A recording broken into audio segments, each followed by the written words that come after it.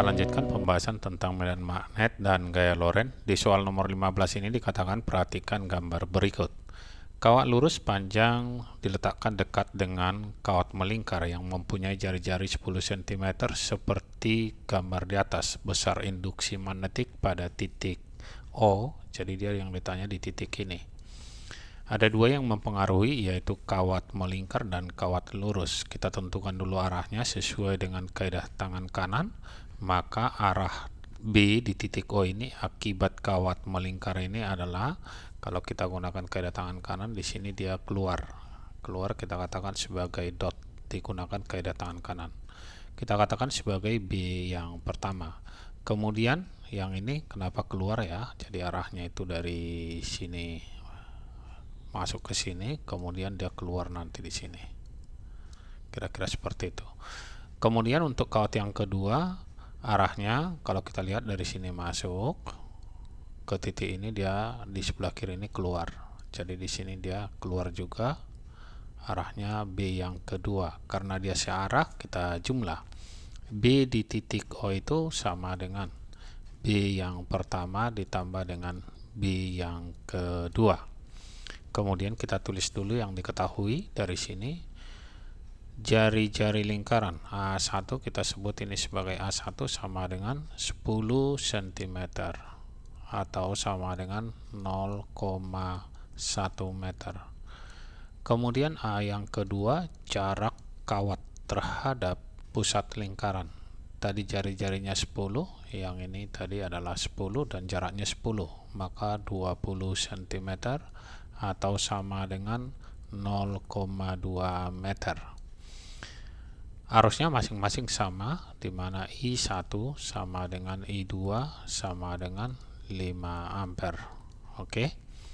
Tinggal kita buat ke rumus. B di titik O tadi sama dengan B1 adalah mu 0 dikali I1 per 2 kali A ditambah mu 0 dikali dengan I2 per 2 pi A, ini karena kawat lurus.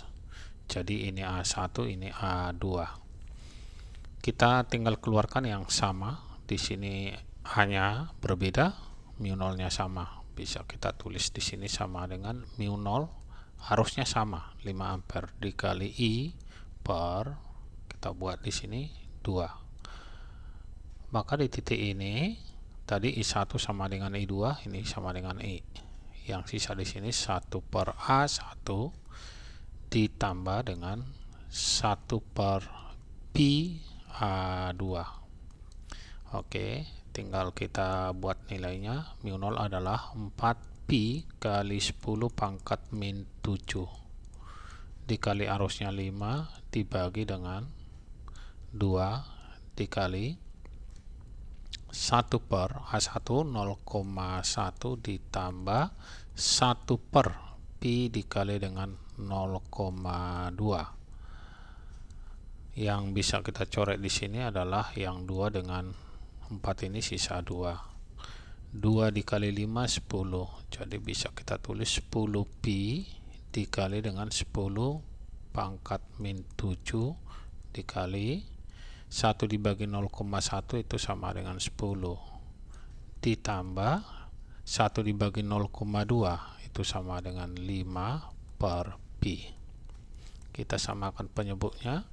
Ini bisa dibuat 10 kali pi per pi supaya sama penyebutnya. Hasilnya sama dengan, kalau kita buat di sini adalah 10 pi kali 10 pangkat min 7 dikali dengan 10 pi. Pi itu 3,14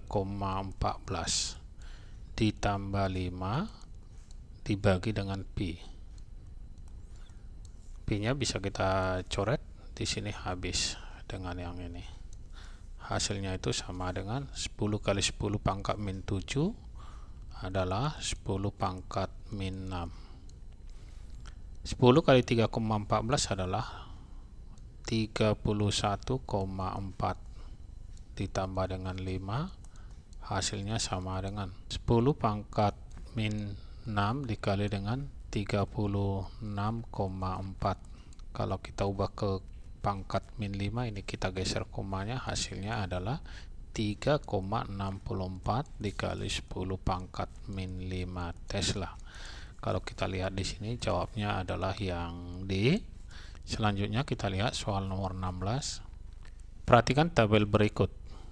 Keadaan 1 dan keadaan 2 di sini lilitannya sama. Harusnya keadaan 1 2, keadaan 2 4, L-nya sama. Jadi bisa kita tulis di sini N1 sama dengan N2.